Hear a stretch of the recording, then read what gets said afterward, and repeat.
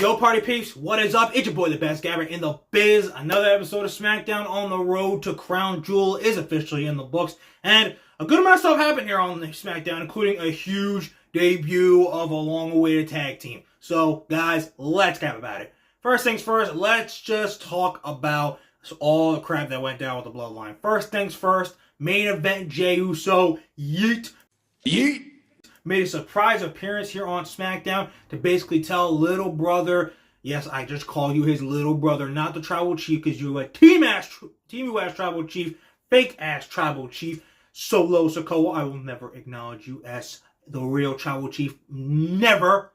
But he came over here and say, little brother, don't be doing this, man.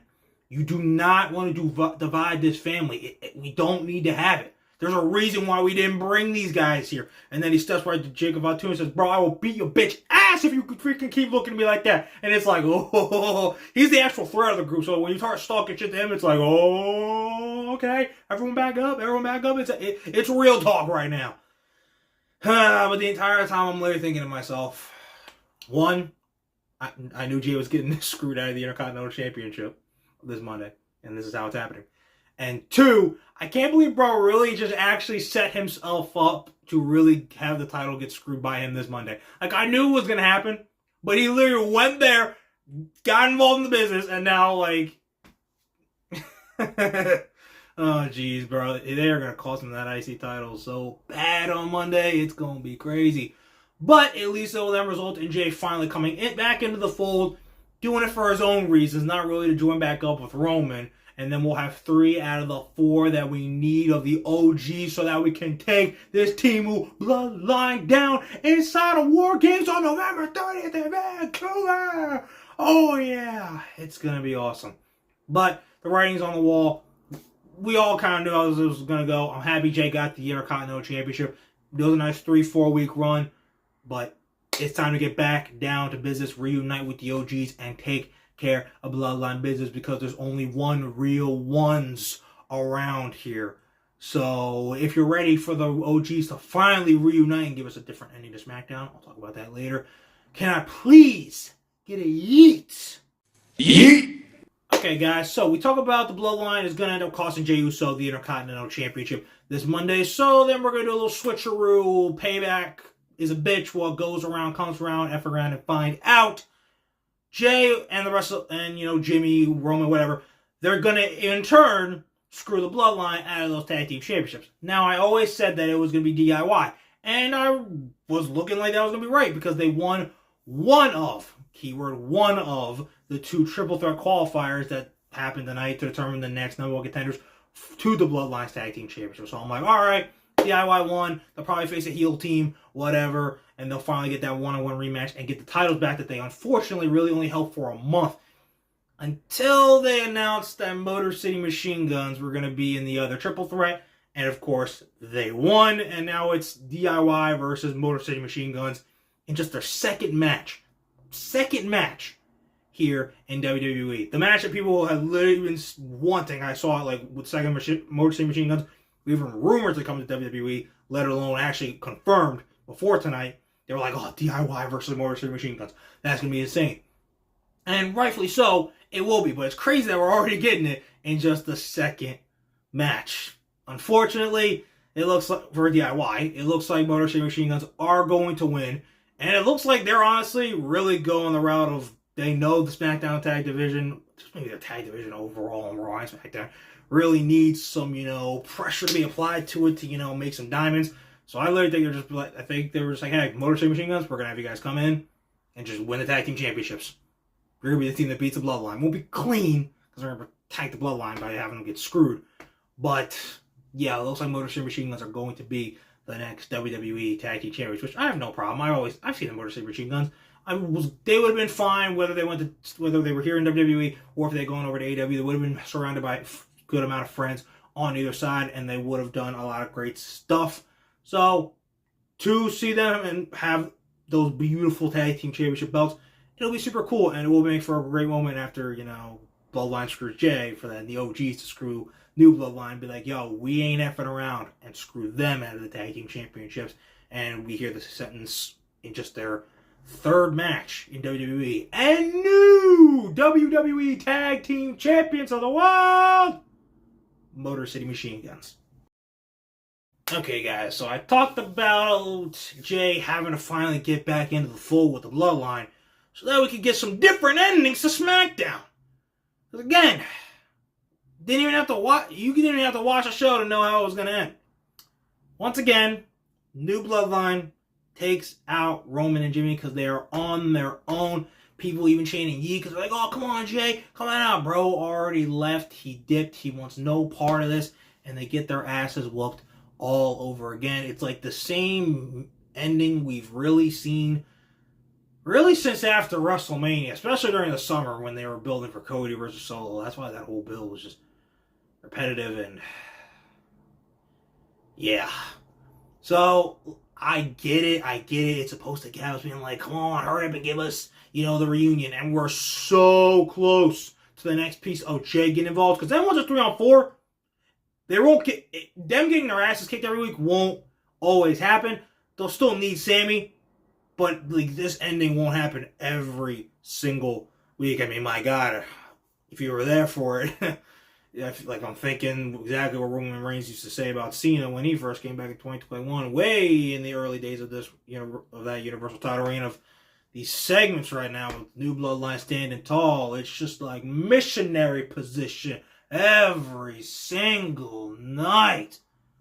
We fucking hate Triple H! You stupid dick! But we will get there. We will get there. The reunion will be so sweet. We're gonna get Jay. We're gonna get Sammy. We're gonna get Usi, my dogs. And the world will have healed. Because the good times, they weren't too good enough to not come back. They will be back and better than ever. I'm feeling Usi. So let's go, my dogs.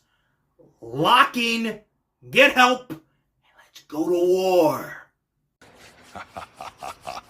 Yes. Okay, party peeps. I'm honestly going to make this really quick because I've been talking about it so much and my feelings are not going to change. But I've said it from the get-go, KO should be beating Cody for the WWE Championship. It looks like they're going to go the route of, while Cody fights Gunther at Crown Jewel, it looks like they're going to do KO versus Randy at Crown Jewel. Randy is going to have a talk with Triple H, so I'm guessing that maybe is a segment for next week, or hell, maybe even on Raw, because they're, now that it's close to Survivor Series War Games, like always, they blur the draft lines, which get blurred multiple times throughout the year. But that match will go down too, and then KO is going to inevitably cost Cody that matchup against Gunther, so Gunther can win and really finally establish the world title on par with the WWE title, because, the world champion will have beaten the WWE champion. But my whole thing, and you keep seeing it week after week, they're putting so much effort into this KO heel turn to make it different and more personal than everyone. I mean, look at bro's Twitter handle. It's literally a picture of him, Cody, and Randy all in a picture, like on Cody's private jet. Cody's literally cut out, and every time we see him, he's wearing a freaking Dusty Rhodes shirt. It's like, dude, this is great.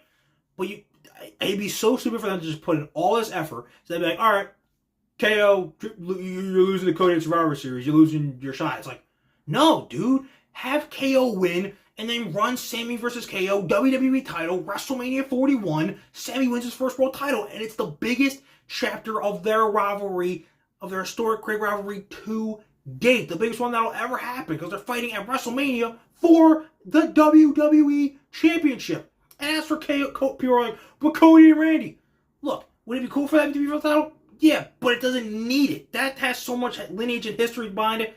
It doesn't need it. You could have KO beat Cody. KO tries to beat him up after the match. Powerbomb on the apron. Boom. Randy comes out. And he saves him. KO runs off. Randy's trying to help him up. And then shabam! RKO beats him down. Punt kick to the head. Cody disappears until the Rumble. Randy's in the Rumble, trying to get to WrestleMania. Bam! Cody's music hits. Tosses him out the Rumble. And then we got Cody versus Randy at WrestleMania. Hell, like I said, make that a 3-part if you want to. Randy can win at Mania. Cody wins the second one. And then Cody can win the last one. I don't care. But that's a way that we can still do this and have KO still win the WWE Championship. Like, come on, peeps. We know what we're doing. Like, just do the right thing, please. I love Cody. I cannot stress that enough. But KO beating Cody is the move to do with this story. So just, please, just do it.